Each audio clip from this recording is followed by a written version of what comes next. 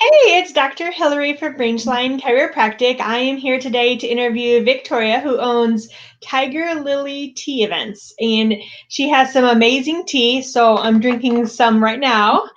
I have gotten a few packets from her, and here's kind of how they come in. I was hoping Victoria could tell us a little bit about herself and the history of tea.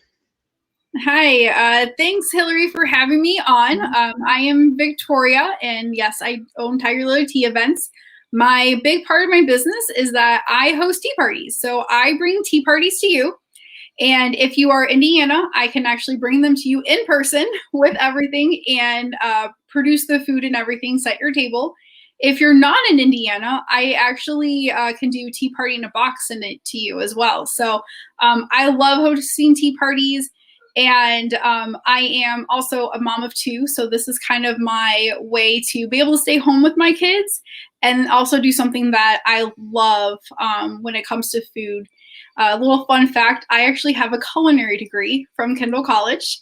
And after having my second daughter, I kind of wanted to get back to my roots and kind of share my love of creating different flavors of combinations together. So tea kind of was a perfect fit. Because tea and food, just kind of like wine and food pairings, there's a lot of fun things that you can connect together. So the first thing I did, I wanted to learn about tea. And tea is actually, there's some very fun facts of history when you look at tea. So according to legend, because I guess it's like BC when this happened, so 5,000 years ago, how tea got started is that the tea leaf blew into a pot of hot water. And in there. And so the legend has it that the emperor at the time, and this is in China, that he drank it. There's also legends out there that says that he didn't drink it because if he thought it was actually going to be poison, he had one of his assistants drink it. And so the reason why they wanted to taste it was because this brew of this tea leaf started to have an amazing aroma. And they're just like, they kind of stopped to think about it. So that is how tea got started. And that was like 2732 BC. So again, 5,000 years ago. But that's not how we don't think about tea like that these days. So it was 907 AD is when tea kind of took on what we kind of know of today with mixing tea leaves and herbs and flowers and other type of aromas to create tea blends. So kind of what you're drinking right now there. And this is, they actually used to use onions in their tea blends. Yuck. I don't think I would try that, but I do drink a root beer tea, so I might give it a try. I don't know. So they would experiment with these different things. So we see that in 907. But if you kind of jump back a little bit, in 1055 is when they actually kind of started to figure out what tea could do for you, how tea and the benefits were actually helping people. And that's kind of, I know we're going to talk about it a little bit because we had a few questions, but they were using it for remedies and healing properties, which is so amazing to think that 4,000 years ago that we started learning about what tea could do for you and your health. So if you think about tea parties, because again, I love tea parties. I love hosting. Well, who doesn't like to party? There's that too. Party. I know. So it was in 1666 when Catherine, who was married to who married Charles II in England, she actually brought tea to England. And back then, tea was very expensive, thinking like hundreds of dollars per ounce. Oh, wow. And it wasn't common. At that point, they didn't have tea at 3 o'clock in the drawing room or however we know tea from TV shows and movies. They would actually take it in the bedroom chamber. So the closet of a fine lady is what they known as bedroom chambers. And that's where she would have her closest friends come and enjoy tea. Yeah, I was like, okay, so we're gonna drink tea in your closet. That I don't think I could do that in my closet. I was just envisioning, like, how many people could I get in my closet? It's not that many. Maybe 3, so maybe a party of 4. Definitely not like a party of 8 or 12. No. So and then so Catherine was the one who made kind of tea fashionable in England. But it wasn't until Queen Anne who kind of changed the shape of the teapot to where that style of the bowl shape is what we kind of know of today. And that was back in the 18th century. And that's also when tea gardens and tea parties became very popular. And that's also when the Duchess of Bedford kind of created the afternoon tea, because she needed something that was in between lunch and dinner because she felt faint. She felt very weak. So she needed something to eat with her tea. And then she was starting to invite her friends over to enjoy it too. So that is how tea parties got started. And that was back in 1840s. Wow. So a long history of tea. And my passion has definitely kind of come around knowing the different aspects of tea and all that. And another fun thing, so America, so let's jump across the pond. It wasn't actually England who brought tea to America. It was actually the Dutch. Okay. And the Dutch owned the colony, which we would know as New York today, but it was called New Amsterdam back then.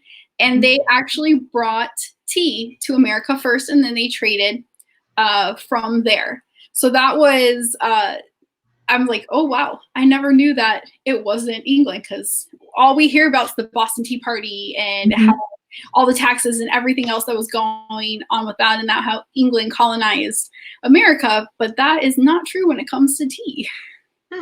Fun fact, huh? Very fun fact.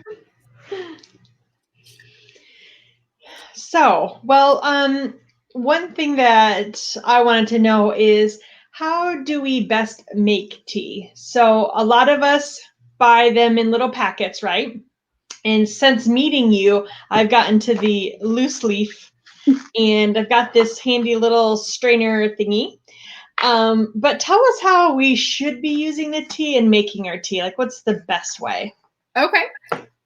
So the stuff that you get from the grocery aisle is prepackaged. And if you would actually open it up, you're going to see it's ground down. It's very fine. And that is because they want you to get all the flavor and the aroma from the tea in a one and done. So you can get the most of the flavor of the flower or the honey or the chamomile or whatever it might be in the tea. So you get all that flavor in that first cup, which is great. Like I still have a few of those if I need to carry around something around. But I actually also I have fillable loose leaf single use tea bags to where you can still kind of make your own with your loose leaf. And the reason why you really want to try to use loose leaf is because if you think about it, if you have a speck, so like a tip of a pencil, very small.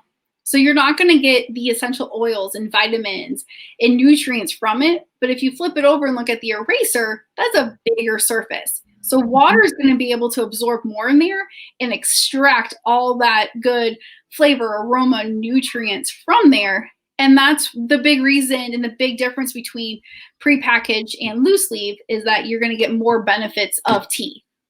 Okay. And the other cool thing with using loose leaf is that you can use it about 3 times before you actually need to discard it. Which, so that 2-ounce package that you bought is actually about 50 servings. And it's just like, okay, if you think about cost effectiveness, that's it brings your cup per cup down a lot.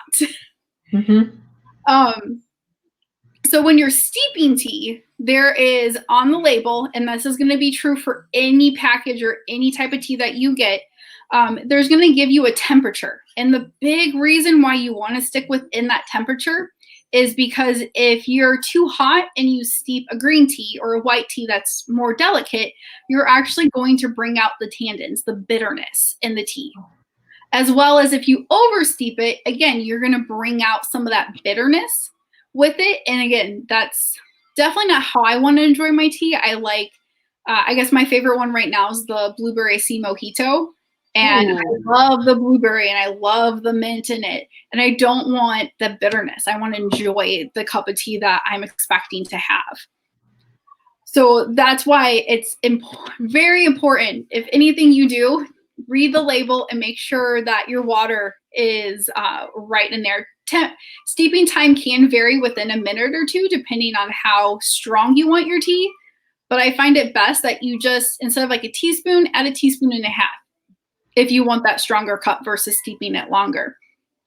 And then when you talk about steeping, you want room. So you showed us that infuser that you have. Yes. Which is perfect because you want it to expand. So if you think about like a nugget and you put water in it, it's going to start opening up.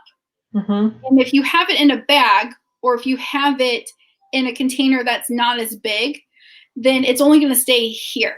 Mm-hmm. But if it's out to here, you're getting all that flavor and that nutrients that you want from your tea. Speaking of temperature, do you actually have like a thermometer that you test your water before you pour it? I mean, how do you get the perfect temperature? So I have electric kettles. Okay. And I love the electric kettles because they actually, especially with the two young kids, I don't think I could trust the one on the stove. But I can definitely post it onto the feed here. There is a little cheat sheet. So if you do boil your water in a kettle, that so like a little bit of bubbles is going to be your lower temperature. If you're roiling boiler, then that's your 212 temperature. So there's a little cheat sheet that I can share with your group that if they do the oven top way. But the tea kettle is amazing. I love it. You pour your water in, you select your temperature that you want, and mine goes from red to green. And once it hits green, you are good to go to pour in your hot water into your tea. Nice. Okay. Well, I know that someone had asked before in the group, they want to know like the best tea to use for increasing immune system and immune support. So I've got a few of them I wanted to ask you, but let's start with that one since that one was asked first. So here's the I guess my phrase for today: tea is a superfood. And sometimes just drinking tea itself is actually going to help with your stress and help with immune and help with sleep. And that's because it has antioxidants in it, which is a great immune booster and kind of helps strengthen that. It has anti-inflammatory properties. And then the best thing about tea is that it actually comes from the same plant. So if you're drinking black, green, white, oolong, it's actually all from the same plant. So no matter what type of tea that you like, you're going to get those antioxidants and anti-inflammatory properties from the tea itself. Again, just making sure that you let it expand and let it all that kind of come out when you're steeping it. But if you're thinking about immune system, some other ones, if you actually don't like tea and you're more of an herbal drinker, then look for teas that have lemongrass in it. That is a good immune booster, as well as promote sleep, which you can find ones that lemongrass and chamomile is also combined a lot together for those properties, as well as mint. And the mint that you really want to try to find is going to be a peppermint. And that helps with the relaxation. But it also helps with nausea, which is also a good type of thing to help with your immune system as well too. And fun fact about peppermint, it's actually a blend between watermint and spearmint. Watermint. I've never heard of that before. Yes. Watermint, you really don't hear it I don't even know if you could really find it at a nursery here unless you did a special order. But that is how peppermint kind of became, is blending those two mints together. That's interesting. I guess there isn't a peppermint plant, huh? Yeah. I never really thought about it, really, where it came from. Yeah, it is so fun kind of diving into different things, because you learn a lot of things that you're like, oh, I never thought about that. Well, yeah, who sits around thinking, I wonder where peppermint comes from? Like, no one's got time for that. I also heard peppermint was great for digestion, too. Peppermint is very good for digestion. I have a holy detox Tulsi, which has the peppermint in it, and it's just a great mint tea. It's relaxing. It helps kind of like re-energizes your digestive system, if you want to think about it in that kind of terms, to where you can definitely help out your digestion and your immune system with all that.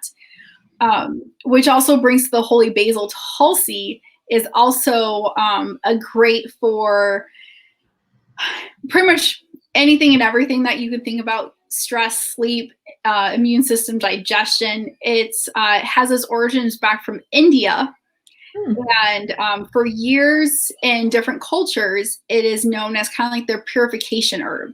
So they use it when they're going through purifications, or if they want to purify their system that way, which is a great thing. I have 2 teas that have that in it, of the holy detox, or holy detox Tulsi, and then the orange cinnamon spice Tulsi, with 2 great favorite teas that I definitely feel like when I don't feel good, I definitely grab those from my shelf. Nice. I wonder if that's the one I have. I do. I have the orange spice Tulsi.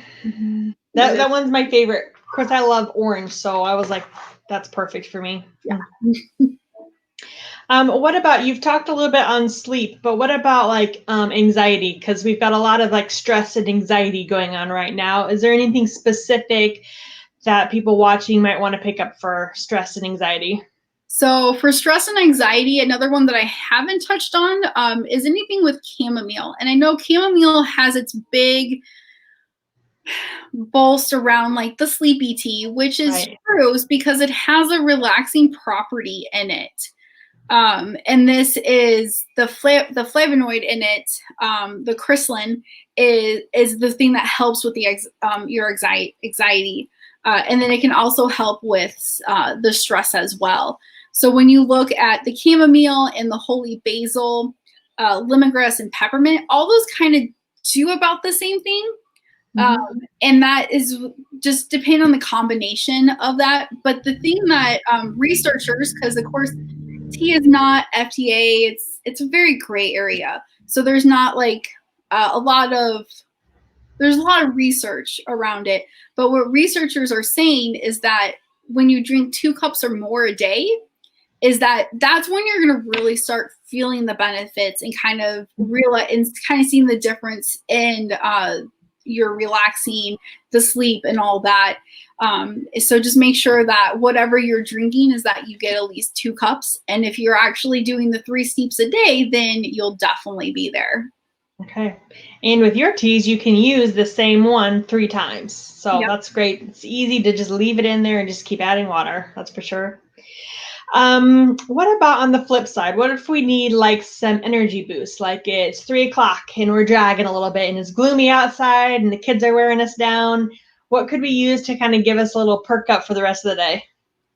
So with that, if you look on the tea side, anything with a black tea or anything that's fermented, and that is oolong, your black tea, any of your kind of single blend ones, that's going to be your most caffeine. And the great thing about the caffeine in tea is that it's more natural. It's more kind of like the essential oils aspect of it, to where you're not going to get that crash later down in the day, to where I could drink a whole pot of black tea and I don't get the jitter sometimes that you can see with caffeine, or even sometimes coffee that people have been known to have.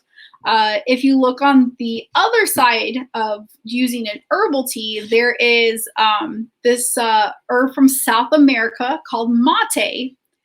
And kind of it's roasted and gives amazing flavor. It kind of is the coffee aspect of the tea world with mate, and that is a great energy boost without actually drinking tea. So if you don't like the tea leaves itself, you can switch to a mate. And the two that I like completely love and carry it makes it good. I have a caramel cream mate that sometimes I even add whipped cream to the top of it and kind of make it into my mocha aspect of it, because again, that's going to be 30 calories versus the 400 calorie coffee drink that I still admittedly enjoy once in a while. And then my other one's a Good Morning Mate, and that has cocoa and coconut in it, to where you kind of still, again, get that chocolatey type of flavor to it, which is another great way to kind of wake up to. Nice. I don't think I've ever tried those before. That sounds wonderful. They are definitely, when we can have another night at your place, I should definitely come set up a tea bar and enjoy and let you guys taste some of the tea. I feel like we would all like to sample some tea. Yes. Well, you have a couple of things besides just selling loose leaf tea. And I wanted you to tell everyone about your new tea boxes. It's such a really cute idea, and I love to hear about it. So tell us about those. Yeah, so I have just Add Water tea boxes, which is kind of my way of still letting people have conversation and connecting over tea, because my first year, this is my only second year of doing this, and I found out my first year, I love the connecting people together and seeing the conversations. And that's the great thing about having tea and kind of sitting down without your phone, is actually being able to converse and see how the conversation flows naturally. So I wanted to be able to still offer that to people in this time of not traveling and social distancing and not being able to connect, because it's rough. Even I have a house of 3 other people. It is rough not being able to see my sister and see my mom on a regular basis. But it's been great to do it over the computer. And so that's how the Just Add Water tea boxes started. So you get a teacup. You get 1 to 2 teas, depending on which box that you get.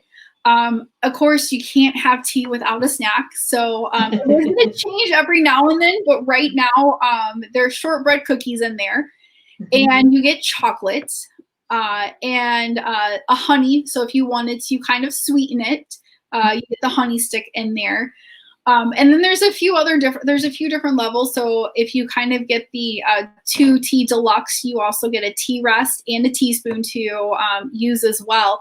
So it's a great way of pretty much just unboxing it all, filling your tea bag with the tea, and then just adding some hot water to it, and either enjoying it in your favorite spot of quietness and whatever Zen spot that you might have, or connecting with someone over the computer and kind of seeing their face as well too. Or your closet, as they did back in the day, huh? Yeah, I think I would have to set up a bench in the closet, but I could definitely see my Zen spot being in the closet at some days. In the kid-free zone. And then what about your monthly subscription? Tell us about that. So it is something that's going to be fun and different, and still the same idea of just the Add Water tea boxes, to where each month you're going to get a tea and a snack. And I have found some really cool tea-inspired snacks to kind of do each month with that. And you'll get the whatever tea of my month is. And this for May, because May is all about moms, it is the champagne and raspberry white tea. Ooh, that sounds amazing. It is. If I had to put a catchphrase on it, it is just like a flute of champagne with raspberries in it. Very light, very refreshing. I actually also use it to make sangria with. And so you would get that recipe as well as that special treat. And then you would also get a recipe for scones. Scones is definitely a staple when it comes to a tea party. And so each month I am testing out new scone recipes and sharing that along with the Tea Box subscribers. There's 3 levels. So there's a 3-month, 6-month, and then a year. And then depending on what level subscription that you decide to get, there's also some fun freebies in there, including an infuser, teacup, spoon, tea rest, and some fun things to kind of go along with that so you can enjoy your tea as well. Nice. That's so awesome. Well, Victoria, this has been so inspiring. It makes me want to be better at drinking the tea that I have. And I love the history. Thank you. It was like if I was on Jeopardy, I would know the answer to a lot of this stuff now, right? That's what I think about sometimes. Yeah, that stuff. I was like, oh, that's kind of interesting. And like, okay, let's remember that one because I feel like that could come up later. I know.